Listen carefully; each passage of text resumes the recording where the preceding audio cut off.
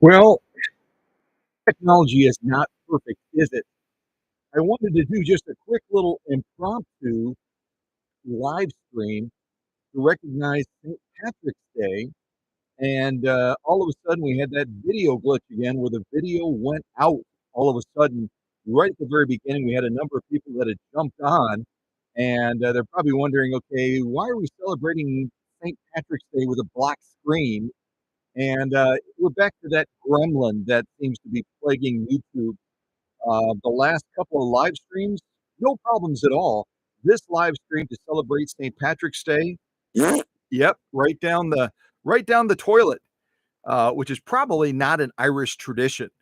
But I was going to invite folks, if you wanted to share, what is your method of celebrating St. Patrick's Day? What do you do? Are there any traditions that you have that allow you to recognize this special holiday? Just curious if you have any special traditions. If you don't, that's fine. You're probably not alone. But I thought I would at least ask the question and see whether or not there are any particular traditions that you have for St. Patrick's Day. As I begin to find the right page that I need to go to. Let me just see here. Oh, there it is.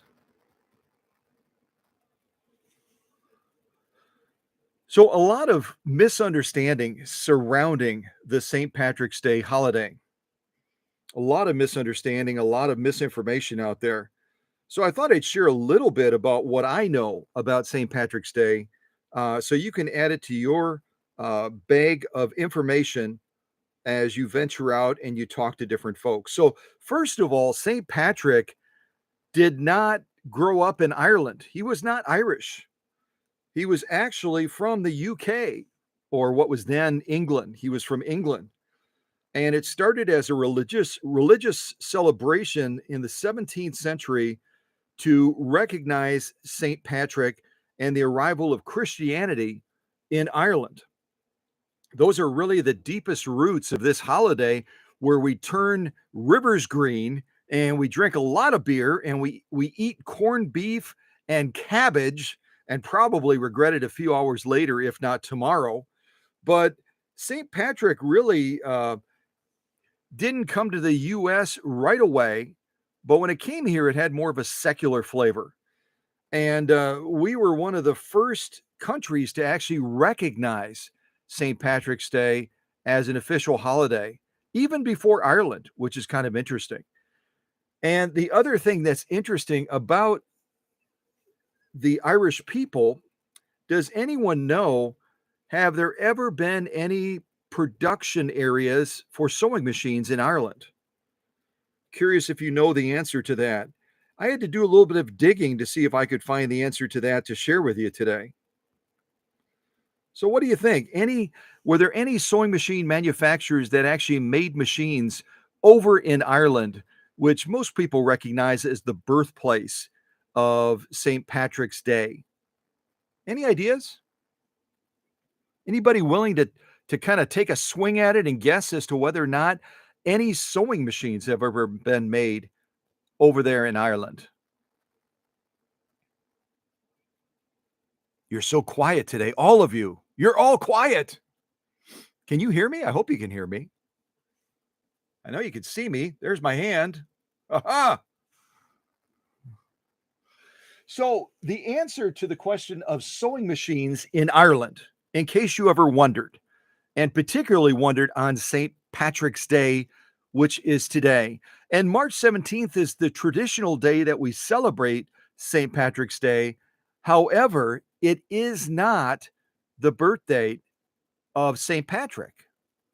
It's the day again when they recognized the coming of Christianity to the country of Ireland. That was kind of the marking point right around March 17th, at least as far as I was able to find out. So the answer is yes, there was a company that had its operation established in Ireland to make sewing machines right around 1954. Any guess as to who it might have been? Which manufacturer would have potentially had its base of operations, or I should say its first base of operations that would be in Europe, in that neck of the woods in Ireland? Anyone know what company that might be? Come on, you guys, wake up. It's Friday. Ah! Ha ha! Well, if no one's gonna guess, no one's gonna guess. Okay, Mesa Group is saying maybe Singer and the 328K. They didn't make the Singer 328K in Ireland, but that's a great guess. And I think that's Bill from Minnesota that tossed that guess out there. Emma also guessed Singer, and it was not Singer that had a base of operation real close to there, obviously in Kilbowie. Kilbowie is not a world away from Ireland, but that was really the biggest base of operations in Europe, for Singer at least. The company that I'm pointing to that established its roots in Ireland and actually was the very first point of production for this company in Europe. Let me give you one more clue before I tell you the answer. This company originally had roots in Japan. This company originally had roots in Japan, and one of its famous brands happens to mean Eye of the Snake, but that's not the one that they made in Ireland. That's not the one they made in Ireland. I almost said Eye of Newt. It's not Eye of Newt. Eye of Snake was one of the brands that this particular Japanese company may have made, but it wasn't made in Ireland. All right, if you all give up, because I'm not seeing a lot of typing in the live chat, if you all give up, then the answer is the company that took root in Ireland as the very first European place of production, the very first European place of production was none other than the Brother Sewing Machine Company. The Brother Sewing Machine Company established a production area in Ireland right around 1954, and they made a number of different sewing machines in the Emerald Isle before they eventually closed down production there, and they moved their production almost exclusively back to Japan and Malaysia and a couple of other places like that where they would make the Brother sewing machine. But it really is exciting to celebrate St. Patrick's Day. And I'm not sure if anyone in the live stream has ever been to Ireland. Has anyone in the live stream been to Ireland before? And I know others will watch this as a video later, but I'm curious if anyone has ever visited the Emerald Isle. I did, right around what year was it? Right around 1995, I guess it would have been, 1996. Spent about 10 days there. Started in Dublin, not realizing it was a bank holiday. And when there's bank holidays in Ireland mean that everything pretty much shuts down. Everything closes down almost entirely. And the result is it's almost impossible to find lodging. It's nearly impossible to find a rental car. And it's nearly impossible to move around the aisle as everyone is on holiday. So my timing wasn't great, but thankfully, because of my military ties and the person on the other side of the counter in Dublin being quite a fan of the USA and the military in general, really cut me a break, and they were able to track me down a car so I could then depart Dublin, head south, and end up finding lodging above a pub, if you could imagine. Not a very restful night, but I found lodging above a pub down around Waterford. And Waterford, as you might suspect, is the famous place where they make Waterford crystal. If anyone's ever owned or seen Waterford crystal, it's known to be one of the finest crystals in the world. And I had a chance to tour the Waterford Crystal Factory, actually see some of the master glass blowers actually creating some of these amazing pieces. And then, of course, the last stop as they direct you on the tour is always going to be the gift shop. And the gift shop is going to have all of these beautiful pieces behind glass that if you want to dig deep into your pocket, you can take one or two of them home back to Germany, which is where I was living at the time with the military. And I ended up really, really liking the look of, they called it a Waterford Crystal hand warmer. And it's shaped in a heart and it's cut beautifully, almost like a diamond. And supposedly, when you hold it in your hand, it warms your hand up. I never found that to be the case, but it was really a beautiful piece, really quite a beautiful piece. And so, if you ever go there, make sure you make it down to the Waterford Crystal Factory and check that out. And then from Waterford, I moved across the island towards County Cork and visited a number of places there, and then continued out to the furthest west portion of the Isle, which was real close to Galloway. And Galloway has an incredible natural beauty there in the form of the Cliffs of Moher.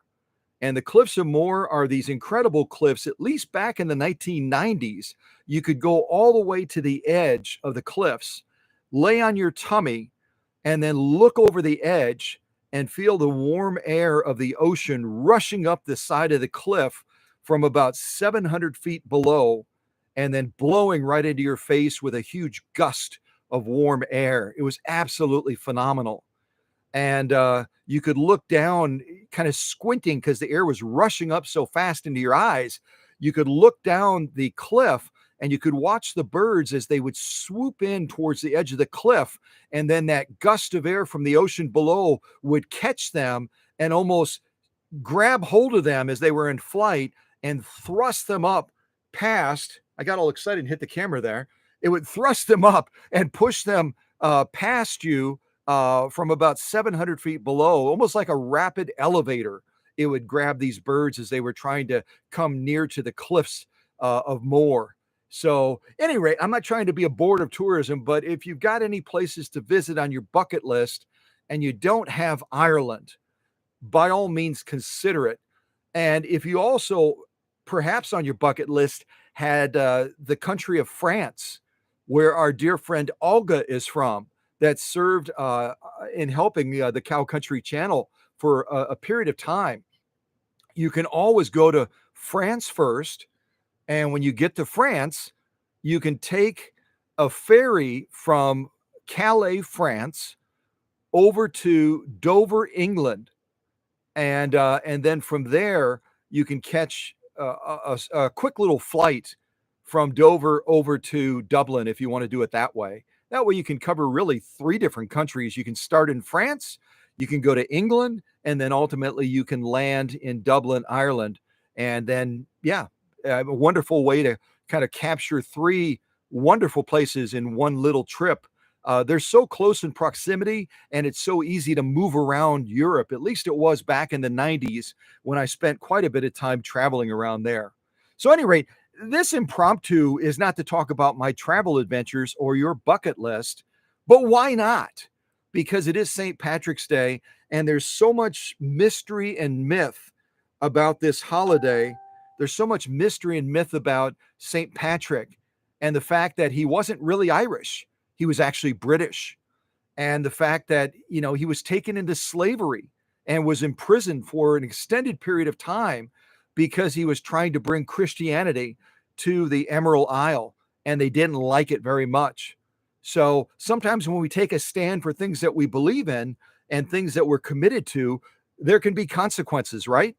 That's true in life, whether at your place of work or other places. If you take a stand that other people oppose, it could come back to bite you. But St. Patrick thought it was worth the risk, and eventually the Emerald Isle did embrace the Christian faith, embrace Catholicism, and today yet is a place that is very deep rooted in faith. And when they faced a number of famines and challenges in their history, their faith certainly was a saving grace to them.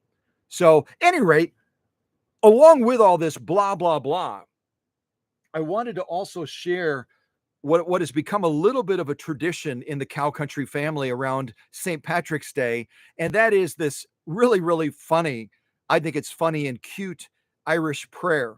And the Irish prayer, as you can see on the screen, reads, "May those that love us. And those that don't love us, may God turn their hearts. And if he doesn't turn their hearts, may he turn their ankles so we'll know them by their limping." And that is really in the spirit of Ireland, isn't it? They say things plainly, a matter of fact, and they don't make apologies for their convictions or for the the open statements that they make that other people might find objectionable or even offensive.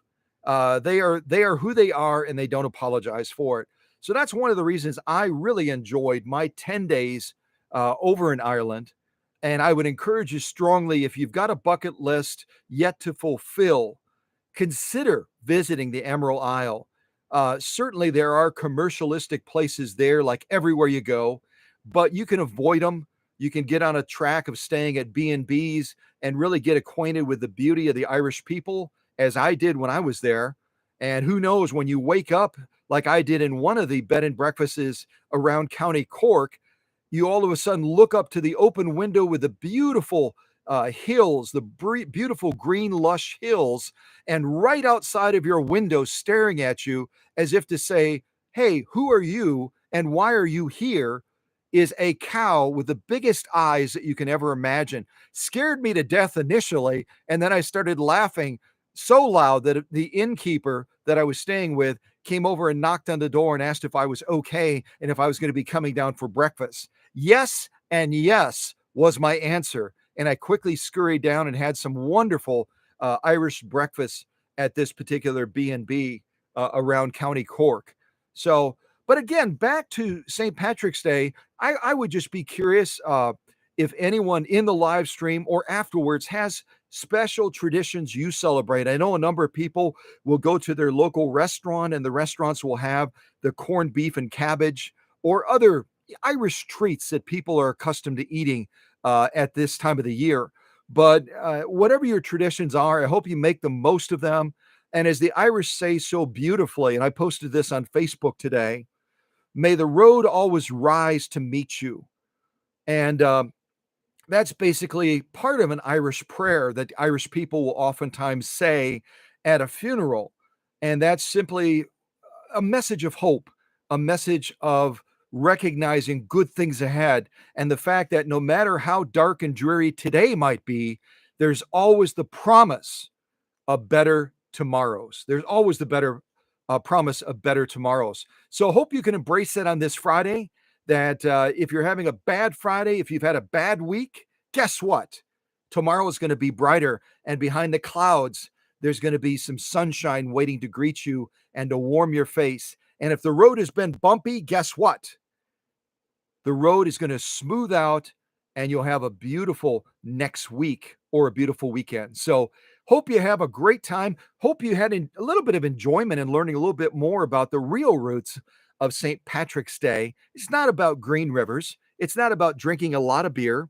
It's not, well, maybe it is. It's not about all the other things, the leprechauns and that, although that's kind of fun too, isn't it? It's really about a gentleman that had strong convictions in his faith, took it to a place, wasn't embraced too greatly, but much later on, people have counted St. Patrick, who again came originally from England to share the Christian faith with the Irish people, and now they count him as a blessing. That's kind of cool, isn't it? It's kind of cool. So take care, everybody, and happy St. Patrick's Day.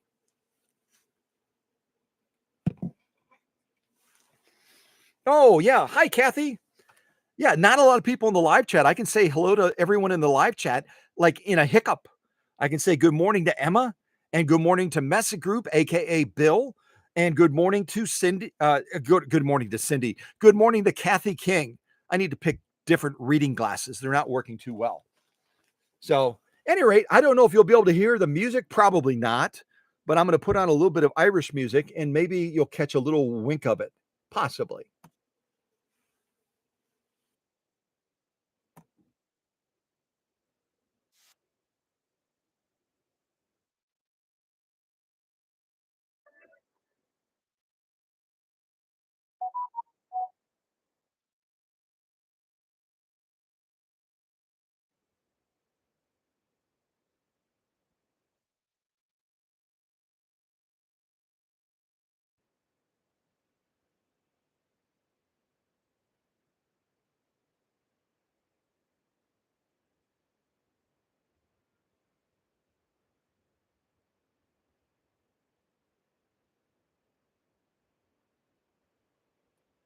Oh, good morning to Robin too. Robin popped in kind of late. Good morning, Robin.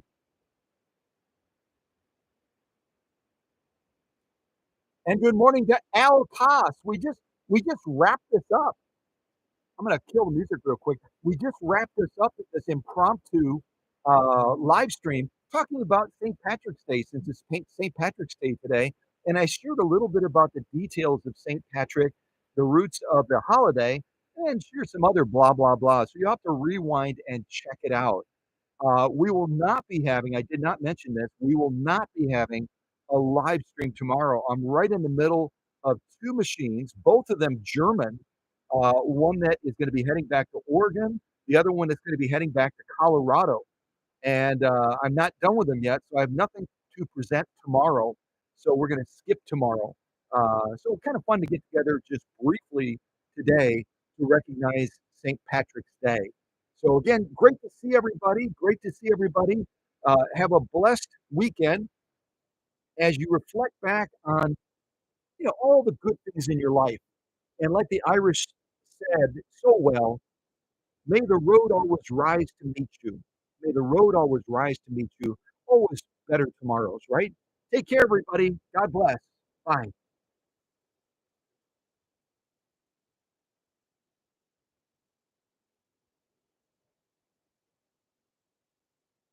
Robin, you have to send me some of your Irish soda bread.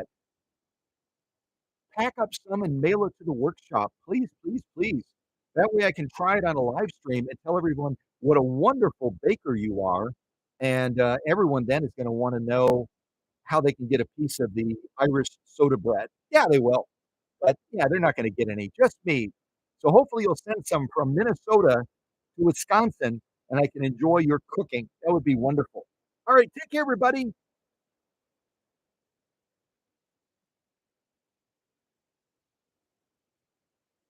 Might as well put the official counter up, huh?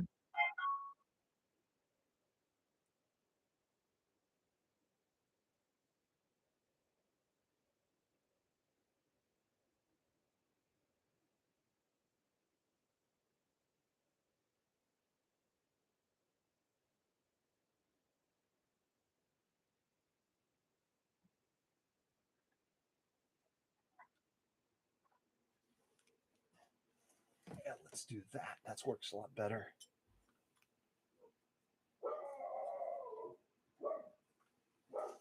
Must be getting a delivery.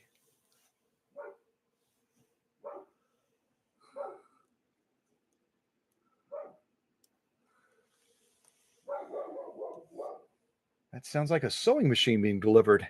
Hank, it's okay. It's okay, Hank. Don't worry about it. I'll be right up.